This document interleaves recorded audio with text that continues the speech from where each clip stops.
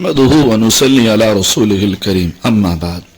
عزیز ساتھی، والدین کے حقوق کے عنوان پر چند باتیں عرض کرتا ہوں۔ حضرت ابن عباس رضی اللہ تعالیٰ عنہ نقل کرتے ہیں کہ فرمایا جس مومن کے والدین موجود ہوں اور وہ ان کے ساتھ اچھا سلوک کرتا ہوں تو اللہ تعالیٰ اس کے لیے جنت کے 2 دروازے کھول دیتے ہیں، اور اگر ان میں سے کوئی ایک ناراض ہو جائے تو اللہ بھی ناراض رہتے ہیں جب تک کہ اس کا والد یا اس کی والدہ راضی نہ ہو جائے۔ کسی نے عرض کیا یا رسول اللہ اگرچہ وہ والدین ظالم ہی کیوں نہ ہو؟ فرمایا اگرچہ اس کے والدین ظالم ہی کیوں نہ ہو۔ حضرت موسیٰ علیہ السلام نے عرض کیا یا رسول اللہ سے عرض کی، اللہ مجھے کچھ وصیت فرما دیں۔ فرمایا تجھے میں اپنے حقوق کی متعلق وصیت کرتا ہوں۔ پھر آپ نے عرض کیا کہ یا اللہ مجھے کچھ وصیت فرمائے۔ فرمایا تجھے تیری والدہ کے متعلق وصیت کرتا ہوں کہ اس سے اچھا سلوک کرنا۔ پھر آپ نے دوبارہ پوچھا تو پھر آپ نے والدہ کا کہا۔ پھر دوبارہ پوچھا تو فرمایا اپنے والد کے ساتھ اچھا سلوک کرنا۔ تورات کے اندر، انجیل کے اندر، زبور کے اندر، قرآن پاک کے اندر، تمام آسمانی کتابوں کے اندر جو ہے والدین کے حقوق کا کہا گیا کہ والدین کے حقوق ادا کرو۔ یہاں تک کہ انبیاء علیہ السلام کو کہا گیا کہ آپ جو ہے اپنے والدین کے حقوق ادا کریں، ان کی خدمت کریں۔ ایک شخص آیا کہ یا رسول اللہ میرا ارادہ ہے میں جہاد میں جاؤں۔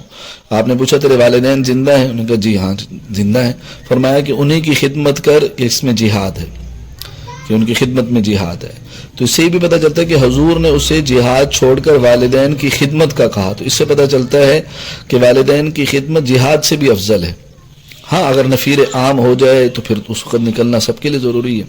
حضور علیہ السلام جنت کے اندر ہیں اور حضرت نعمان بن حارثہ رضی اللہ تعالیٰ عنہ کی تلاوت کی آواز جنت میں سنی، تو فرشتوں سے پوچھا کہ یہ کس کی تلاوت ہے؟ انہوں نے کہا یا رسول اللہ یہ نعمان بن حارثہ ہیں۔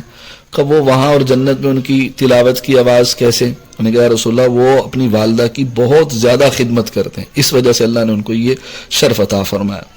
تو عزیز ساتھیوں، ہمیں بلکہ ایک حدیث میں آتا ہے کہ ایک صحابی نے پوچھا یا رسول اللہ میں کس کے ساتھ حسن سلوک کروں؟ فرمایا اپنی ماں کے ساتھ۔ پھر پوچھا، پھر فرمایا اپنی ماں کے ساتھ۔ پھر پوچھا، فرمایا اپنی ماں کے ساتھ۔ پھر پوچھا، فرمایا اپنے باپ کے ساتھ۔ اس کے بعد پوچھا، پھر فرمایا اپنے چچا کے ساتھ۔ تو عزیز ساتھیوں، ہمیں چاہیے کہ ہم اپنے والدین کے حقوق ادا کریں۔ ان کو اف کہنا بھی منع ہے، اف بھی نہیں کہہ سکتے۔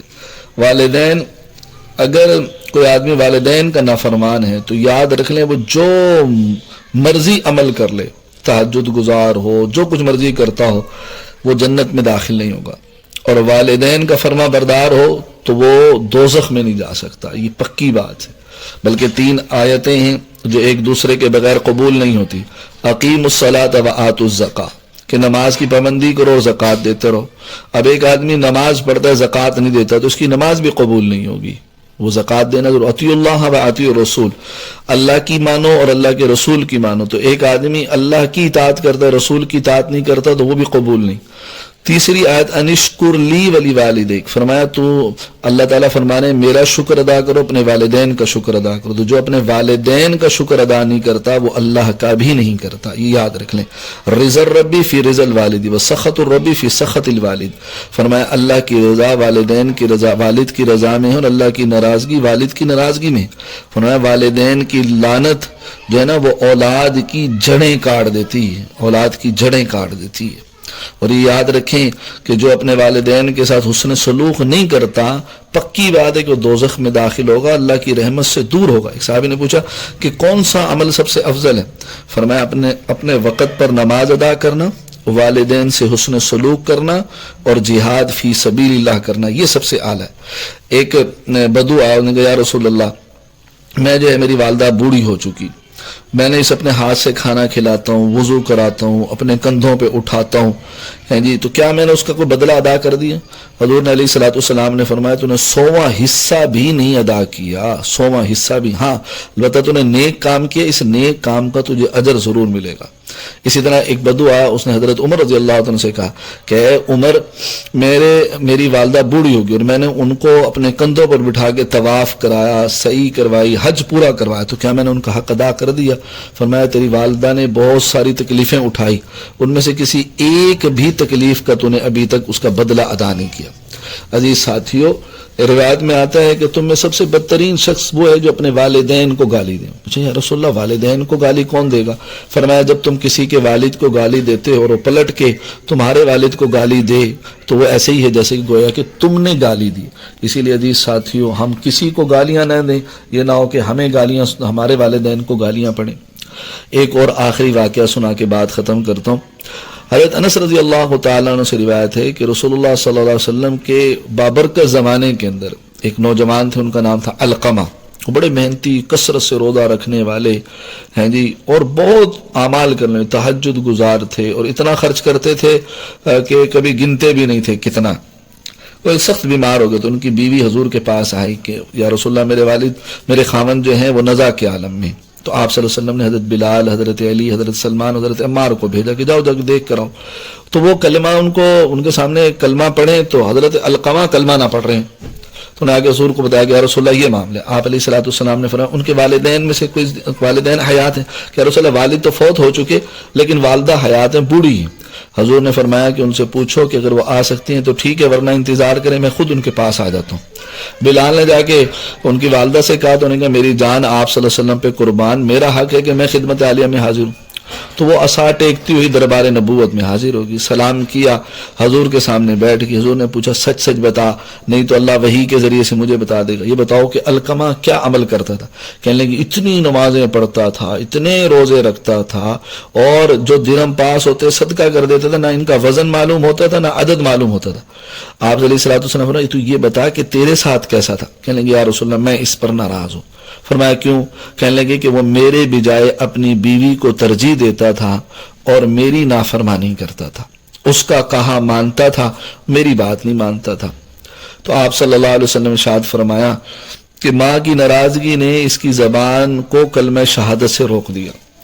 پھر فرمایا بلال بہت ساری لکڑیاں جمع کر لاؤ اور میں اس علقمہ کو آگ میں جلاؤں گا. بڑھیا جو والدہ تھی وہ سن کے کہنے لگی یا رسول اللہ میرے لخت جگر کو میرے سامنے جلائیں گے، مجھے کیسے برداشت ہوگا؟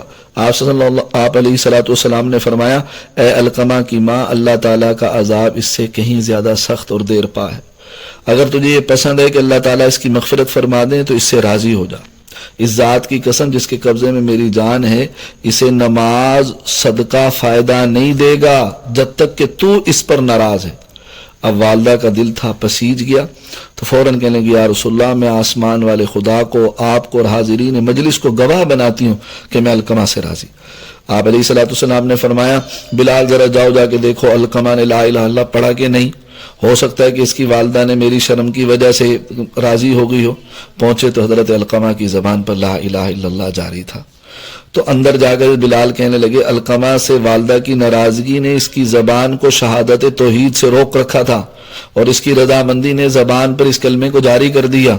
اسی دن حضرت علقمہ فوت ہوئے. حضور علیہ الصلوۃ والسلام تشریف لائے اور اس کے غسل کفن کا انتظام فرمایا، نماز جنازہ پڑھائی، پھر قبر کے کنارے کھڑے ہو کر فرمایا اے مہاجرین و انصار، جو شخص اپنی بیوی کو اپنی والدہ پر ترجیح دیتا ہے اس پر اللہ تعالیٰ کی لعنت ہے اور اس کے فرائض اور نوافل کچھ بھی قبول نہیں. تو عزیز ساتھیوں ہمیں اپنے والدین کی خدمت کرنی چاہیے، اور والدین کے 10 حقوق ہیں.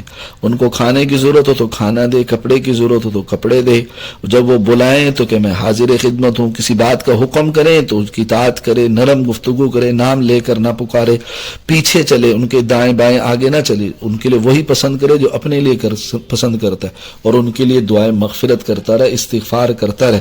اور عزیز ساتھی اس کے ساتھ ساتھ یہ بھی یاد رکھیں، بنو سلمہ کے ایک آدمی حضور کے پاس آیا، عرض کیا کہ میرے والدین فوت ہو چکے ہیں، کیا ان کے حسن سلوک میرے ذمے ابھی کچھ باقی ہے؟ فرمایا ہاں، ان کے لیے استغفار کرنا، ان کے وعدوں کو پورا کرنا، ان کے دوستوں کا اکرام کرنا اور رشتہ داری کا لحاظ رکھنا جو انہوں نے قائم کر رکھی تھی.